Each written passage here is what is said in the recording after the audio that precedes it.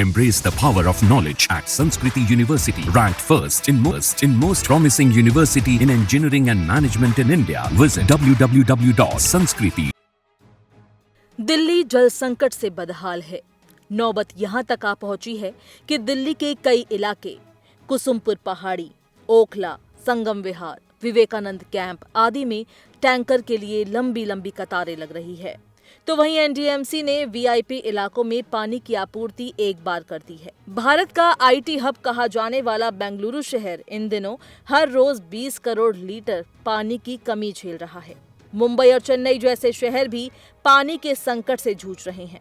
नीति आयोग की रिपोर्ट के अनुसार इस वक्त करीब 60 करोड़ भारतीय जल संकट का सामना कर रहे हैं। हर साल करीब 2 लाख लोगों की मौत पानी की कमी की वजह से हो रही है। अभी हालात और बिगड़ने की आशंका है क्योंकि साल 2050 तक पानी की मांग इसकी आपूर्ति से ज्यादा हो जाएगी। डब्ल्यूएमओ की एक report 2021 state of climate services के अनुसार भारत में जनसंख्या वृद्धि के कारण प्रति व्यक्ति जल उपलब्धता लगातार घट रही है। आवास और शहरी मामलों के मंत्रालय के अनुसार प्रति व्यक्ति जल उपलब्धता वर्ष 2031 में और घटकर 1367 क्यूबिक मीटर हो जाएगी।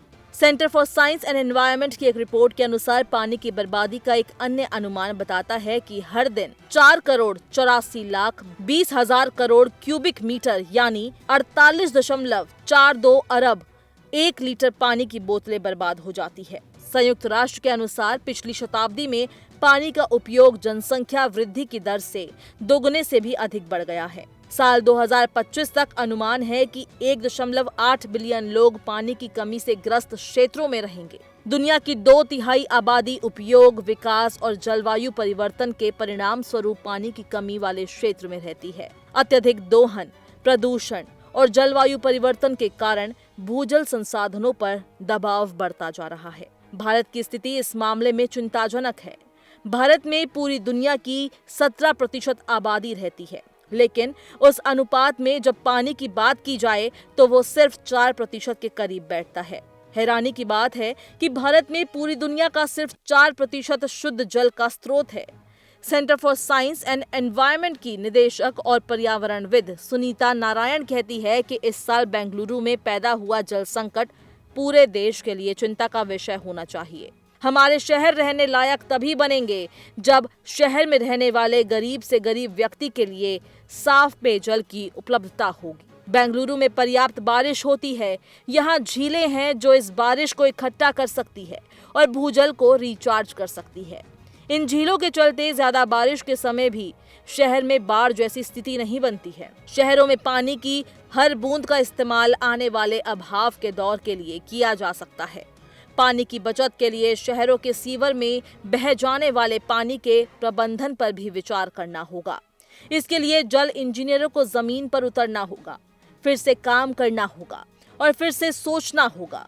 ये आज बेंगलुरु की कहानी है और ये कल किसी भी शहर की कहानी हो सकती है। भूजल, झीलों और तालाबों को रिचार्ज करने के लिए बारिश के पानी का संचय आवश्यक है। इससे शहरी और ग्रामीण क्षेत्रों में पानी की समस्या कम होगी। सिंगापुर जैसे सबसे आधुनिक शहर वर्षा जल संचयन की प्रैक्टिस करते हैं। सिंगापुर की लगभग आधी भूमि का उपयोग बारिश के पानी को कैप्चर करने के लिए किया जाता है।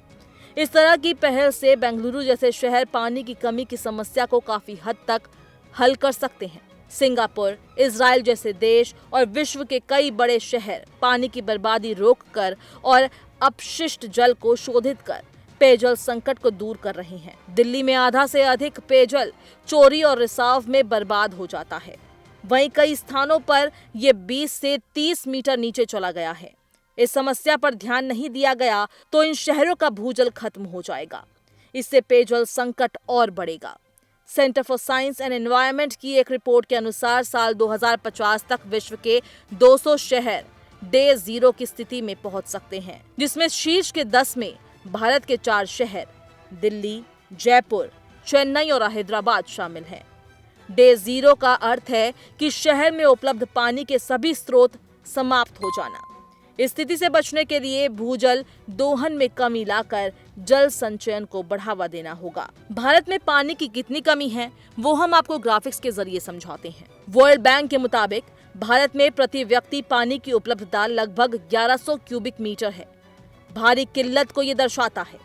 जब प्रति व्यक्ति पानी की उपलब्धता 1700 क्यूबिक मीटर यानी कि 17 लाख लीटर से कम होती है तब माना जाता है कि देश में पानी की कमी हो रही है। लेकिन जब ये उपलब्धता 1000 क्यूबिक मीटर यानी कि 10 लाख लीटर से कम हो जाती है तो माना जाएगा कि भारत में पानी की भयानक किल्लत है। इसकी तुलना में वैश्विक प्रति व्यक्ति पानी की उपलब्धता 5500 क्यूबिक मीटर है।